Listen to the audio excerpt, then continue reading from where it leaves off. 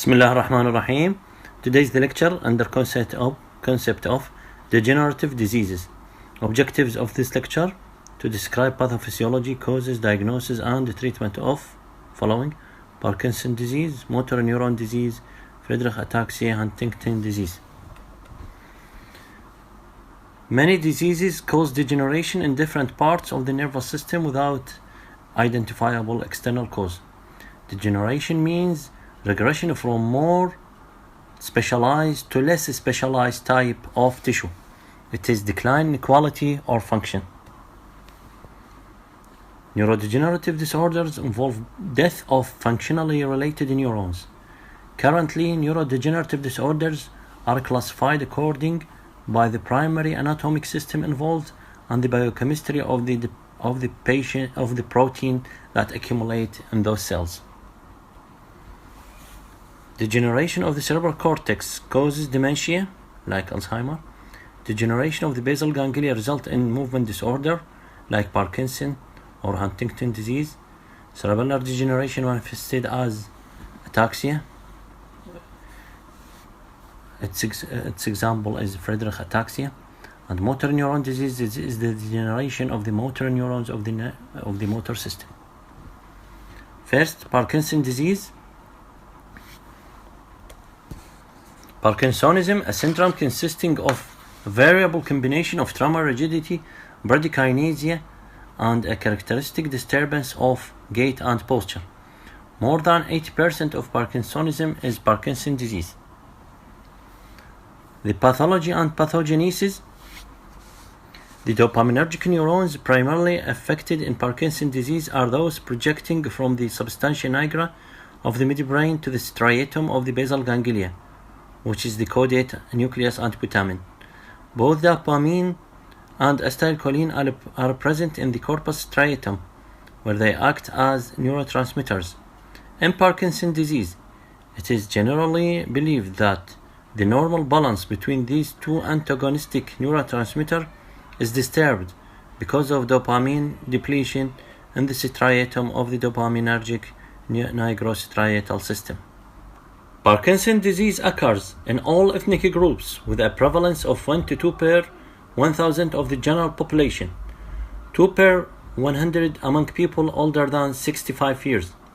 The symptoms of Parkinson's disease appear when about 60 to 80% of nigrostriate dopaminergic neurons have been lost. Early onset Parkinson's disease is onset before 41 years.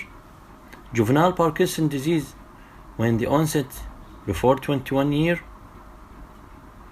Parkinson's disease has approximately equal sex distribution and starting at an earlier age is generally of slower progression. Clinical diagnosis of Parkinson's disease. The diagnosis is made clinically. The motor features of Parkinsonism: bradykinesia, rested tremor, rigidity, loss of postural reflexes, flexed posture, motor blocks or freezing. The onset is usually unilateral and persistent asymmetry affective side of onset. Signs and symptoms is a progressive and clinical course of years with excellent early response to levodopa. Parkinson's disease can be divided into two types: a kinetic rigid dominant or tremor dominant. In 75% of patients with Parkinson's disease, the resting tremor is the first motor manifestation. The most disabling feature of this disorder is bradykinesia, which is the hallmark of basal ganglia disorders. It encompasses difficulties with the planning, initiating, and executing movements, and with the performing sequential and simultaneous tasks. Bradykinesia, which is defined as a slowness of initiation with progressive reduction in speed and amplitude of a repetitive action. The clinical recognition of bradykinesia requires the identification of small amplitude movements, such as slow and small handwriting, micrographia, speech, monotonic and hypophonic dysarthria, swallowing, dysphagia for liquids, expressionless, unblinking, masked faces, which is called hypomnemia. The shoulder pain, often misdiagnosed as orthopedic or arthritic, and difficulty turning over in bed at night are common presenting symptoms of Parkinson's disease. Mersenne sign, the glabellar reflex of repetitive tapping over the bridge of the nose, produces a sustained blink response, which is called Mersenne sign. The response is not sustained in normal subject. The power and reflexes examination are normal. Sensation is normal. In advanced Parkinson, stooped posture and difficulty in beginning to walk, unsteadiness in turning and difficulty in stopping. The gait itself is shuffling, characterized by small strides, often taken at an increasing rate until the patient is almost running, which means fascination, and by loss of the arm swinging that normally accompanies locomotion. Patients will appear to move stiffly and lack fluidity when standing from a seated position or when sitting, which can often be the first sign when bringing a patient from the waiting room. Turns while walking are especially challenging, and Parkinsonian patients very often requires 5 steps or more to turn. Absence of rest tremor and early occurrence of gait difficulty, postural instability, motor block, these suggest diagnosis other than Parkinson's disease. Non-motor features, these may be present long before the onset of motor features. The period when these features arise can be referred to as the premotor phase of the disease. They are a major cause of morbidity. They are listed as pain, aching pain, and discomfort in the extremities can be prominent presenting symptom, sleep disorders and olfactory dysfunction, autonomic dysfunction, and neuropsychiatric symptoms. Absolute exclusion features, which are potential factors of alternative pathology that argues against a diagnosis of Parkinson's disease, include: first, identified cause like drug-induced Parkinsonism or Wilson disease. Second, early severe impairment of autonomic function. Third, early severe dementia, sustained remissions, poor response to large doses of levodopa, strictly unilateral features after more than 3 years, corticospinal deficit, cerebellar signs, and then peripheral neuropathy. Differential diagnosis of Parkinson's disease: symptomatic, secondary Parkinsonism, like drug-induced Parkinsonism, Wilson disease, a neurodegenerative disorder with Parkinsonism features, Parkinson plus syndrome, early falls, postural instability, and lack of response to levodopa are clues, then depression, and finally essential benign familial tremor. Now the treatment. Pharmacological management. The choices of drug depend on age of the patient, stage of the disease, level of functional disability, cognitive status, and side effects of the drugs. The pharmacological management, the neuroprotective treatment. To this date, the only treatments with possible evidence of disease modification are monoamine oxidase type B, which is called MAO type B inhibitors, and coenzyme Q10. Symptomatic pharmacological treatment include levodopa, selective catechol-O-methyltransferase COMT inhibitor, dopamine agonist drugs, and anticholinergic drugs, non-selective muscarinic antagonist. Motor complications of levodopa therapy. It occurs after 3 to 6 years. It is currently believed that motor complications of levodopa therapy are largely due to loss of the capacity for storage and physiological release of the dopamine formed from levodopa in the Parkinsonian striatum. It is a result of disease progression coupled with the short half-life of levodopa. The motor complications of levodopa therapy. First, levodopa-induced dyskinesia, which can be classified as dystonia and chorea.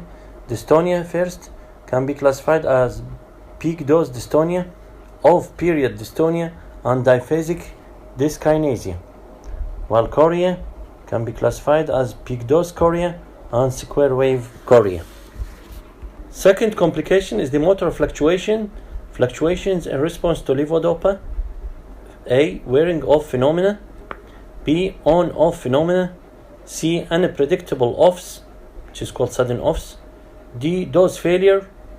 E. Beginning of dose worsening and end of dose rebound. And F. Motor blocks. Treatment of motor complications. This can sometimes be solved with change in the drug regime, particularly the addition of dopamine agonist and Stalevo and or controlled release formulations. Second, amantadine, which reduce the drug-induced dyskinesia, and MAO-B inhibitors used as an adjunct to levodopa in patients with motor fluctuations. As Parkinson's disease progresses, the development of disabling motor fluctuations that are not controllable using oral medication. So at this point in the disease, advanced therapies are considered, which include infusional therapies such as subcutaneous apomorphine or intraduodenal levodopa gel infusions. Treatment of behavioral or psychiatric disorder. First, sleep disorders can be treated by sleep fragmentation. Patients with a frequent nighttime awakening due to nocturnal akinesia can be treated with supplemental doses of carbidopa levodopa at night. Daytime sleepiness can be treated by caffeine. Excessive daytime sleepiness can be managed with modafinil. Dementia and depression. The cholinesterase inhibitors may improve symptoms of dementia, and antidepressants and dopamine agonists may improve depression. Psychosis. Threatening psychotic symptoms require a sequential reduction or discontinuation in medication according to their decreasing hallucinogenic potential. Anticholinergic medications, amantadine, dopamine agonists, dopamine oxidase inhibitors, and lastly, levodopa, and if no improvement, treated by clozapine. Constipation may respond to dietary adjustment, but patients often require laxatives. Postural hypotension may respond to high salt diet, but may also require increasing the blood volume by fludrocortisone or increasing the peripheral vascular resistance by midodrine, or if midodrine is ineffective, indomethacin or pyridostigmine. Surgical treatment. The major techniques include lesions or stimulation within regions of the thalamus and the globus pallidus, ablative surgery like pallidotomy and thalamotomy. The use of this ablation has decreased greatly since the introduction of deep brain stimulation. Deep brain stimulation for thalamus, internal globus pallidus, and subthalamic nucleus. And lastly, grafting of fetal mesencephalic midbrain cells into the striatum. Now, motor neuron disease. It is possibly the most devastating of the neurodegenerative disorders. It is persistently progressive motor neuron disorder leading to death from respiratory paralysis. The median survival is from 3 to 5 years. Epidemiology. In most societies, there is an incidence of 1 to 3 per 100,000 and a prevalence of 3 to 5 per 100,000. Males are somewhat more frequently affected than females. It usually developed after the age of 50 but can present much earlier. Very uncommon before the age of 30 years. Younger presentation is more often seen in familial motor neuron disease, which accounts for about 5 to 10% of cases. The pathology of motor neuron degenerative disorders involves the lower motor neurons in the spinal cord and the cranial nerve nuclei, and upper motor neurons in the motor cortex. Although at its onset, motor neuron disease may involve selective loss of function of only upper or lower motor neuron, but it ultimately causes progressive loss of both categories of motor neurons. The affected motor neurons undergo shrinkage, often with accumulation of the pigmented lipid, which is called lipofuscin, that normally develops in these cells with advancing age. The death of the peripheral motor neurons in the brainstem and the spinal cord leads to denervation and consequent atrophy of corresponding muscle fibers. As denervation progresses, muscle atrophy is readily recognized in clinical examination. This is the basis for the term amyotrophy in the name for the disease. The loss of cortical motor neurons result in thinning of corticospinal tracts that travels via the internal capsule and the brainstem to the lateral and anterior white matter columns of the spinal cord. The loss of fibers in the lateral columns and resulting fibrillary gliosis impart a particular firmness which is called lateral sclerosis. So the term which is called amyotrophic lateral sclerosis. Patterns of involvement in motor neuron disease include bulbar palsy, spinal muscular atrophy, pseudobulbar palsy, primary lateral sclerosis, and the most common type is amyotrophic lateral sclerosis. The clinical manifestations, typically with the lower motor neuron dysfunction and early denervation, the initial sign of the disease is insidiously developing asymmetric weakness, usually first evident distally in one of the limbs. Weakness caused by denervation is associated with the progressive wasting and atrophy of muscles, and particularly early in the illness, spontaneous fasciculation. When the onset is difficulty with chewing, when the initial denervation involves bulbar rather than limb muscles, the problem at onset is difficulty with chewing, swallowing, and movements of the face and tongue. Early involvement of the muscle of respiration may lead to death before the disease is far advanced elsewhere. With a prominent corticospinal involvement, there is hyperactivity of the muscle stretch reflexes, tendon jerks, and often spastic resistance to passive movement of the affected limbs. Virtually any muscle group may be the first to show sign of disease, but as time passes, more and more muscles become involved until ultimately the disorder takes on asymmetric distribution in all regions. It is characteristic of amyotrophic lateral sclerosis that regardless of whether the initial disease involves upper or lower motor neurons, both will eventually be implicated. So the diagnosis of motor neuron disease need absence of the following: pain or sensory changes, bowel and bladder dysfunction, mental changes, cerebellar signs, and ocular muscle involvement. All favor motor neuron disease. Investigations: there is no definitive diagnostic test. Electrophysiologic examination typically reveals evidence of fasciculations and denervation, which are fibrillation potentials and positive sharp waves, and reinnervation manifested as large polyphasic units in affected and clinically unaffected limbs with normal cessation. The current role of neuroimaging is to rule out other pathological processes that could otherwise account for the clinical symptoms. Differential diagnosis: because motor neuron disease is currently untreatable, it is imperative that potentially remediable causes of motor neuron dysfunction has to be excluded. This is particularly true in cases that are atypical by virtue of restriction to either upper or lower motor neuron, involvement of neurons other than motor neurons, atypical findings on electrophysiological testing. The compression of the cervical spinal cord or cervicomedullary junction from tumors in the cervical region at the foramen magnum or from cervical spondylosis with osteophytes projecting into the vertebral canal can produce weakness, wasting, and fasciculation in the upper limbs and spasticity in the legs, closely resembling motor neuron disease. Other treatable disorders that occasionally mimic motor neuron disease are chronic lead poisoning and thyrotoxicosis. These disorders may be suggested by the patient's social or occupational history by unusual clinical features. Benign fasciculations are occasionally a source of concern because on inspection they resemble the fascicular twitching that accompany motor neuron degeneration. Treatment: there is no treatment capable of arresting the underlying pathological process in motor neuron disease, but edaravone, which is called Radicava, is a free radical scavenger, is a new FDA-approved treatment which may slow clinical progression in early-stage disease.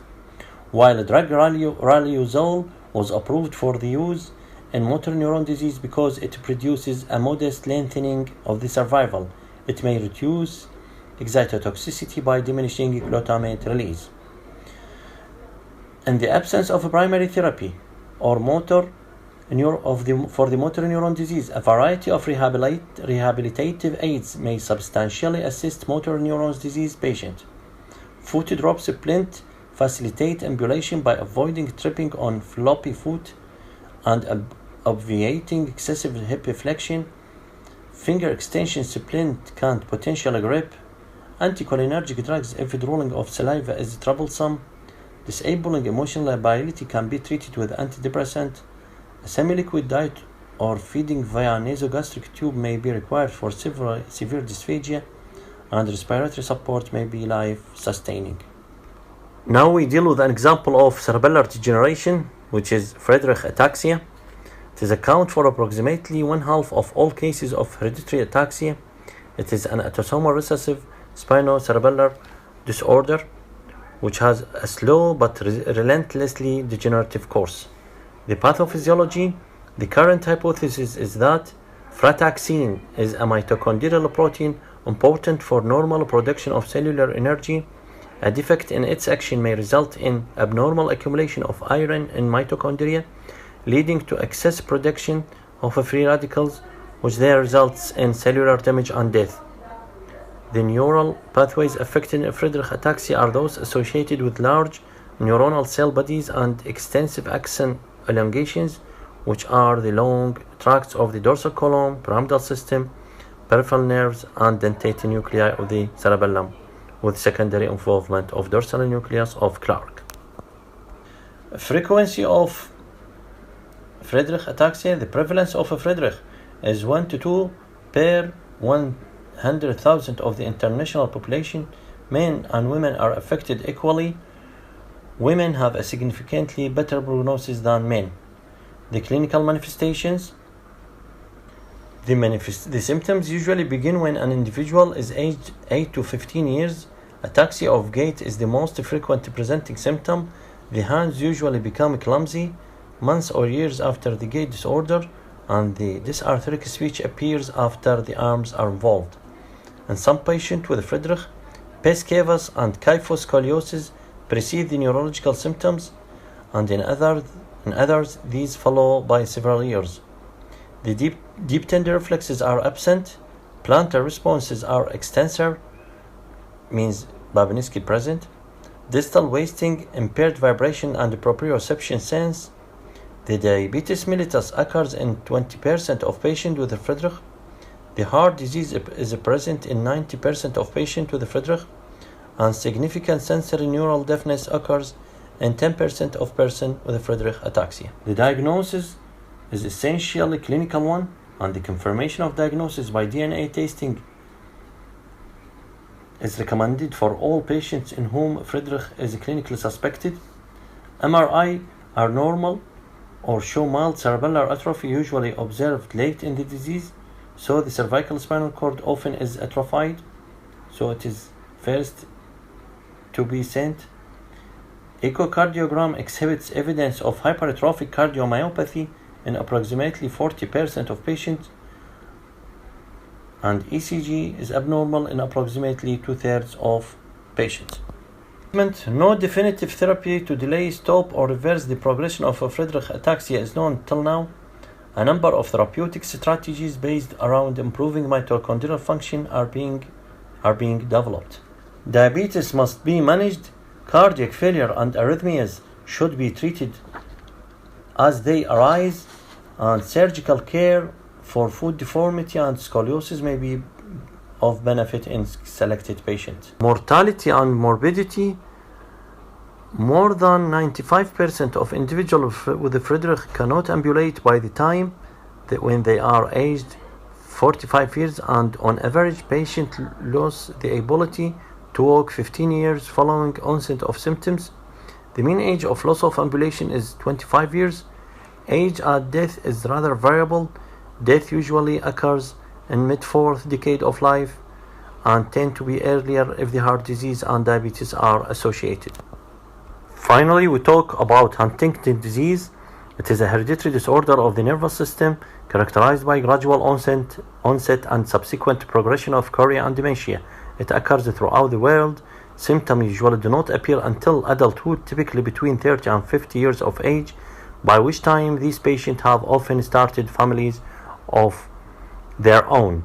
Thus, the disease continues. Huntington's disease is a autosomal dominant disorder due to a mutation in the Huntington gene on a chromosome form. The disease shows complete penetrance so that offspring of an affected individual have a 50% chance of developing it. It is associated with cell loss, particularly in the cerebral cortex and striatum, which involve the caudate nucleus and putamen.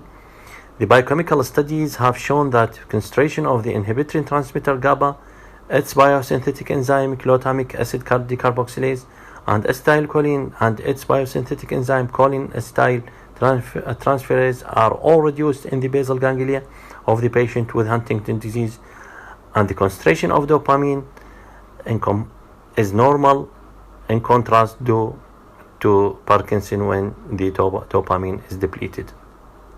The symptoms usually begin in the 4th or 5th decade, and the disease is progressive with an average lifespan after onset of about 15 years. The initial symptoms: first, dementia. The earliest mental changes often consist of irritability, moodiness, and antisocial behavior.